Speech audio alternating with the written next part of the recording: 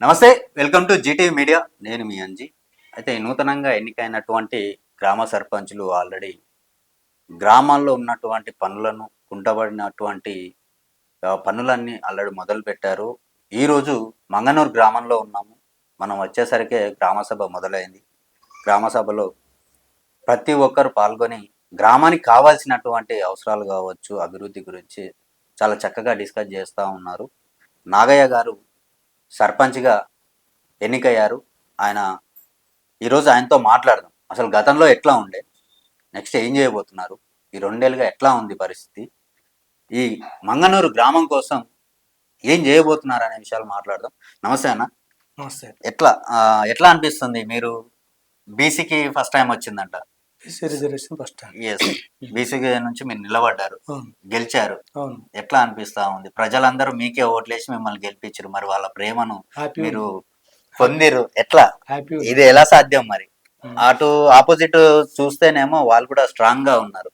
వాళ్ళని గెలవడం అంటే చిన్న విషయం కాదు. మరి మీ ఎంతమందిని మీ వైపు ఎట్లా తిప్పుకున్నారు?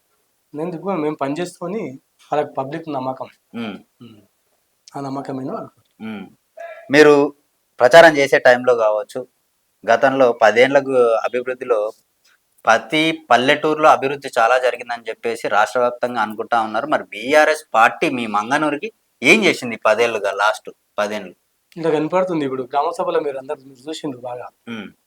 ఏం లేదు, 10 సంవత్సరాల్లో ఇప్పటి నుంచి మంచి చేయాలి కదా. ఇప్పుడున్న గవర్నమెంట్ నుంచి నిధులు తెచ్చుకొచ్చి మంచి చేయాలనేది అందరు సూచన చేసిండ్రు. అది ఓకే. ఈ కాంగ్రెస్ గవర్నమెంట్ వచ్చిన తర్వాత 2 ఏళ్ళు అయితే 2 ఏళ్ల నుంచి సర్పంచులు లేరు, ఊరంతా కుంటుబడినట్టు అయిపోయింది ప్రతి రాష్ట్ర వ్యాప్తంగా. అయితే ఈ 2 ఏళ్ళుగా మన ఊర్లో మరి కాంగ్రెస్ గవర్నమెంట్ వచ్చిన తర్వాత కూడా ఎలాంటి పనులు మొదలు పెట్టలేదా? కాంగ్రెస్ గవర్నమెంట్ వచ్చినాక మన ఊర్లో మంచినీటి సప్లై విషయంలో కూడా మనం చేసినాం. ఎమ్మెల్యే గారిని పట్టుకొని 9 లక్షలు ఎస్డిఎఫ్ నిధులు తీసుకొచ్చి అవి చేసినాం. ఈ 30 లక్షల వరకు సీసీ రోడ్లు చేసినాం ఈ 2 సంవత్సరాల్లో. ఇక అనేక పనులు చేయడం. ఇప్పుడు ఉచిత పథకాల గురించి వస్తే అవి చాలా ఉన్నాయి, అందరికి తెలిసిందే. అవి చేసుకుంటూ వచ్చినాం. ఇప్పుడు ఈ గవర్నమెంట్ ఉంది, 2 రోజులు వీళ్ళు పని చేస్తారనే ఉద్దేశంతో మమ్మల్ని గ్రామ వేళ ఎన్నుకున్నారు. ఇండ్లు వచ్చినాయా? ఇందిరమ్మ ఇండ్లు ఇండ్లు మా ఊరికి 40 ఇండ్లు వచ్చినాయి. 40 ఇండ్లు వచ్చినాయి. 40 ఇండ్లు వచ్చినాయి. 20-25 ఇండ్లు కట్టుకుని కూడా జరుగుతుంది. అది వాళ్ళకు 1 by 1 బిల్లులు పడతాయి. బిల్లులు పడుతున్నాయి. ఆ బిల్లులు కూడా పడుతున్నాయి. రేషన్ కార్డుల పరిస్థితి ఎట్లా ఉంది? రేషన్ కార్డులు గత 10 సంవత్సరాల ఒక్క రేషన్ కార్డు లేదు. ఇప్పుడు ఎప్పుడైతే మీ సేవలు ఆన్లైన్ చేసుకున్నాడో 2 రోజుల్లో 3 రోజుల్లో రేషన్ కార్డు వచ్చింది. నెక్స్ట్ ఏదైతే కొత్త వాళ్ళని చేర్చుకోవాలనుకున్నో అది కూడా చేర్చుకునే ప్రక్రియ తొందర అయిపోయింది. ఇంకా అవసరం ఉన్న వాళ్ళకి కూడా గవర్నమెంట్ అందుబాటులో ఉంది కాబట్టి అది అప్పుడు కూడా లేని వాళ్ళకి కూడా మేము దగ్గర చేపిస్తాం.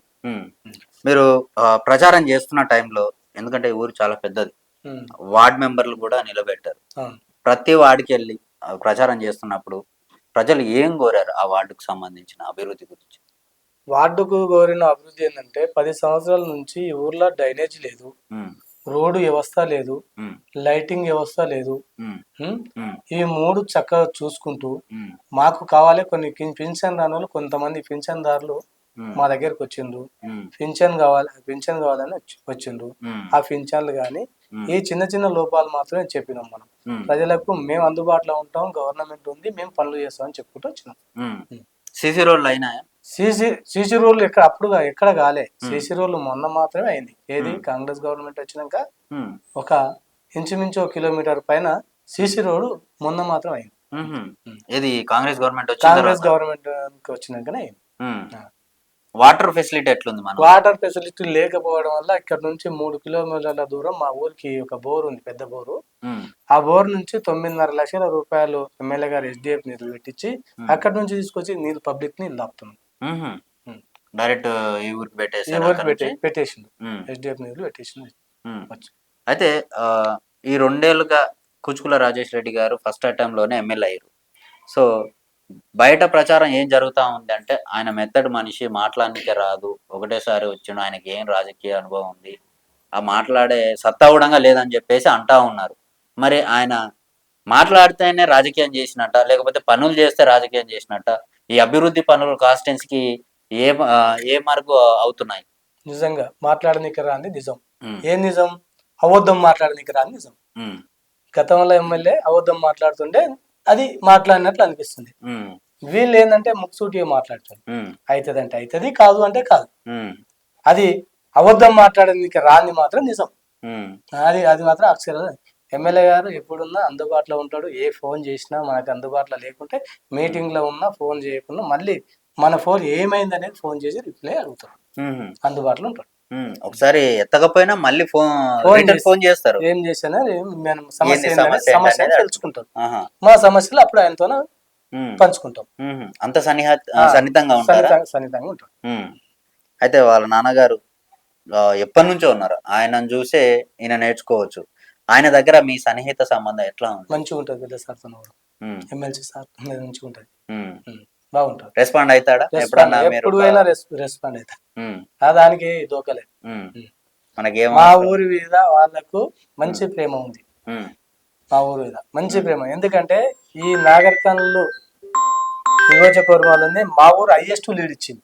ఉమ్, మా ఊళ్ళో హైయెస్ట్ లీడ్ ఇచ్చింది. ఎన్ని ఓట్లు ఉంటాయి మీ ఊరు? మా ఊళ్ళో 5,800 చిల్లర ఉంటది. ఉమ్, ఆయనకు ఆ రోజు 900 చిల్లర లీడ్ వచ్చింది మనకు. ఉమ్, మాకు సర్పంచ్ గా 403 ఓట్లు మాకు లీడ్ ఇచ్చింది. కానీ గట్టిగానే వేశారు కదా, గట్టిగానే వేశారు కదా. మరి అంత ప్రేమ ఏంది మీ ఊరు ప్రజల కాలం మీద? అంటే అప్పటి నుంచి పార్టీ మీద లేకపోతే రాజేష్ రెడ్డి గారి మీద? పార్టీ ఉంది. పెద్ద సారు దామోదరెడ్డి సారు అప్పటి నుంచి ఊరును చూసుకున్నాడు బాగా. పార్టీ పరంగానే వ్యక్తుల పరంగానే మంచిగా చూసుకున్నాడు. వ్యక్తిగతంగా చాలా వ్యక్తిగతంగా మంచి పేరు. మంచి పేరు.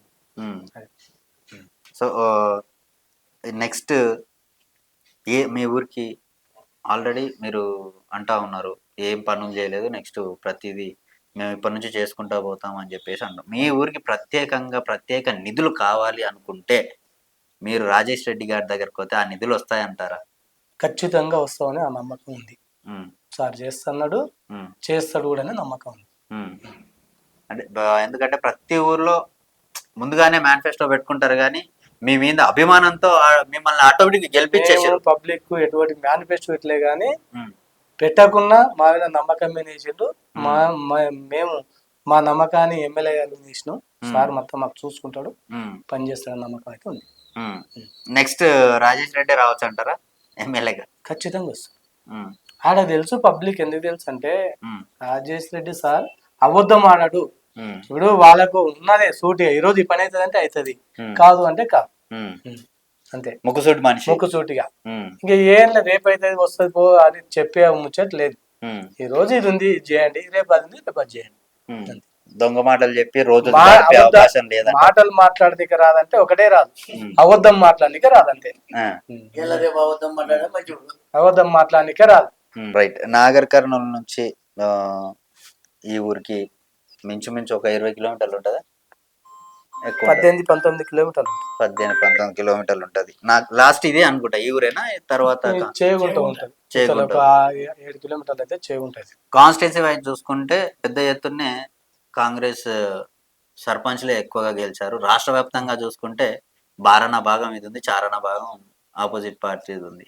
మరి నెక్స్ట్ గవర్నమెంట్ రాష్ట్ర వ్యాప్తంగా చూసుకుంటే నెక్స్ట్ కూడా ఇదే వస్తుంది అన్నట్టుగా ఇప్పుడే హింట్ ఇస్తా ఉన్నారు అనిపిస్తా ఉంది. జరగొచ్చా? ఖచ్చితంగా. ఇంకా సార్ ఇంకా గవర్నమెంట్ ఇంకా మంచి మంచి పథకాలు తీసుకొస్తే ఇంప్లిమెంట్ చేస్తారు. ఖచ్చితంగా మళ్ళీ గవర్నమెంట్ వస్తుంది. రైతులు, మీ ఊరు రైతుల పరిస్థితి ఎట్లా ఉంది? గవర్నమెంట్ ఆపోజిట్ అయ్యారు అని చెప్పేసి అంటా ఉన్నారు. ఇప్పుడు కామన్ అది. కొంతమంది నా మీద పోటీ చేసిన వాళ్ళు నాతో మాట్లాడతారు, ఇంకా నచ్చని వాళ్ళు రకరకాల మాట్లాడుతుంటారు. దాని అవన్నీ మనం పట్టించుకోనికే లేదు. కొందరు 1-2% ఉంటే దాన్ని పట్టించుకోవడం అవసరం లేదు. అంతే. ఈ రోజు ఎట్లా జరిగింది మీ ఊర్లో? ఏమేం సమస్యల గురించి మాట్లాడారు ఈ రోజు ఫస్ట్ డే? మా ఊరి సమస్యలు ఏమేమి జరిగిందంటే, ఈ రోజు ఏదైతే గవర్నమెంట్ నుంచి వచ్చే నిధులు మనకు రావాల్సినవి మన గవర్నమెంట్ ఉంది, కొద్దిగా ఎక్కువ తీసుకొచ్చి ఇన్ని రోజులు 10 సంవత్సరాల పరిపాలనలో ఏ విధంగా మంచి జరగలేదు. కాబట్టి ఇప్పుడు ఎమ్మెల్యే గారు ఉన్నారు, ఎమ్మెల్సీ గారు ఉన్నారు, మనకి ఎంపీ మల్లురావు సార్ ఉన్నారు. వీళ్ళతో నిధులు తీసుకొచ్చి ఫస్ట్ వ్యవస్థ ఏంటంటే, ఇక్కడ ఊరు చాలా పెద్దది, విస్తీర్ణం వల్ల చాలా పెద్దది. అండర్ డ్రైనేజ్ వ్యవస్థ మంచి చేయాలని ఒక ఆలోచన, పబ్లిక్ అంతా ఆలోచన. ఎందుకంటే దాని నుంచి అన్ని రోగాలు వచ్చేస్తున్నాయి. పందులు ఉండడం వల్ల, దాంట్లో రొప్పడం వల్ల, ఊర్లో పందులు రొప్పడం వల్ల అన్ని రోగాలు వచ్చేస్తున్నాయి. ముందు వ్యవస్థ అనేది అండర్ డ్రైనేజ్ వ్యవస్థ, రోడ్డు వ్యవస్థ, లైటింగ్ వ్యవస్థ చూడండి. 4 వ్యవస్థ గవర్నమెంట్ ఏది చేస్తే అది మేము దాని ఫలాలు తీసుకుంటూ మేము సక్రమంగా ఉంటామని చూస్తాం. గ్రామ ప్రజలు సరిగ్గా మీకు సరిగా సపోర్ట్ గానే ఉంటాం. రైట్. మంగనూరు గ్రామంలో ఇది పరిస్థితి. గతంలో 10 ఏళ్లలో ఎలాంటి అభివృద్ధి జరగలేదు. ఇప్పుడు మాత్రం ఖచ్చితంగా నా ఊరి ప్రజలు ఏదైతే నా మీద ప్రేమతో, నా మీద అభిమానంతో నాకు ఓట్లు వేసి నన్ను గెలిపించుకున్నారో అదే ప్రేమతో నాకు ఊరి అభివృద్ధి కోసం, ప్రజల కోసం వాళ్ళకి ఖచ్చితంగా నేను తోడుంటానని చెప్పేసి అంటా ఉన్నారు.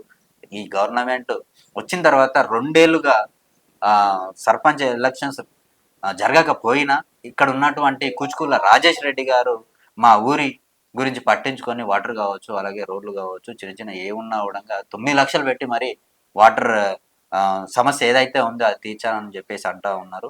రైట్. ఆయన నిజంగా కాన్స్టిట్యున్సీ వైజ్ పార్టీలకు అతీతంగా గ్రామ సర్పంచులు పనిచేస్తూ ఉంటారు. బట్ పైన ఎవరైతే కాన్స్టిట్యున్సీ ఎమ్మెల్యే ఉన్నారో వాళ్ళు కూడా ప్రతి ఊరిని పట్టించుకొని వాటి అభివృద్ధి కోసం కృషి చేస్తే ఖచ్చితంగా ఇంకో 5 ఏళ్ళు కాదు కదా, 10 ఏళ్ళు అయినా కూడా ప్రజలు ఖచ్చితంగా వాళ్ళ మీద ప్రేమ పెట్టుకొని వాళ్ళనే గెలిపించుకుంటారు. సో ఈ రోజు మాత్రం మంగనూరు గ్రామానికి ఖచ్చితంగా నేను తోడుంటాను నా ప్రజల కోసం అని చెప్పేసి అన్నగారు అంటా ఉన్నారు. ఖచ్చితంగా అన్నగారు, మీరు ఈ గ్రామం ప్రజలు మీ మీద ఎలా అయితే నమ్మకం పెట్టుకున్నారో మీరు కూడా ఆ నమ్మకాన్ని ఒమ్మి చేయకుండా ప్రతి క్షణం ఇప్పుడు నీ కుటుంబ వ్యక్తులే కాకుండా ఈ ఊరంతా నీ కుటుంబం ఇప్పుడు. ఎందుకంటే ఆ పెద్ద బాధ్యత మీ మీద ఉంది. ఖచ్చితంగా ఊరికి పెద్ద దిక్కులాగా ప్రతి ఒక్కరిని చూసుకొని ఎలాంటి సమస్య ఉన్నవడంగా ప్రజలకు తోడు ఉంటూ ఈ ఊరి డెవలప్మెంట్ గురించి, అభివృద్ధిలో మీరు కూడా సాయశక్తులా పోరాడాలి. రేపొద్దున మీ పేరు చెప్తే పలానా పర్సన్ అని చెప్పేసి కాన్స్టిట్యున్సీలోనే ఒక మంచి పేరు రావాలని మనస్ఫూర్తిగా కోరుకుంటున్నాను. Right. Thank you. Congratulations. Thank you sir.